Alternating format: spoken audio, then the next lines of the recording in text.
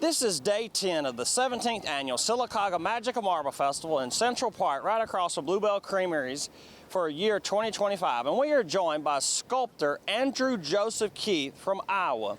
How did you get started in sculpting or the arts in general? So I've always been interested in drawing and painting, but after I took a sculpting class in college at Utah State University, I really fell in love with working in 3D. And my artwork is always focused around people, drawing, painting, or sculpting people. And so, I've just always had the interest. I think as artists, it's not really a choice. You're just either interested or not. And so for me, it was just innate that I was always interested in art. Okay. And being your first year as a sculptor here at the Marble Fest in Sylacauga, what are your thoughts about the festival overall, seeing the crowds and the people and interacting with the other sculptors? It's been incredible.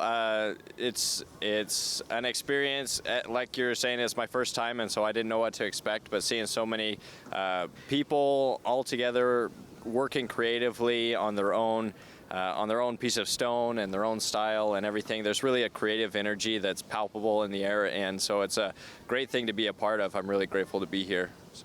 And I usually ask this last. I say, what is the big question of what are you working on this year, and do you have a name for the piece?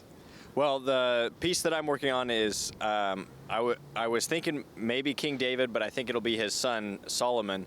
And so it's a male figure, kind of a heroic, masculine male figure, and Solomon was the wise king who, the story from the Bible, he was the one where the two women bring the child, both of the women say that the baby's theirs, and so he says, well, we'll cut the baby in half, give you both half of the baby, and then one of them says, oh no, let the other mother have the baby, and he says, oh okay, this is the actual mother. So he was given by God the gift of wisdom, and so that was a story that I thought was interesting and that kind of befit the type of noble, masculine energy that I was going for in this sculpture.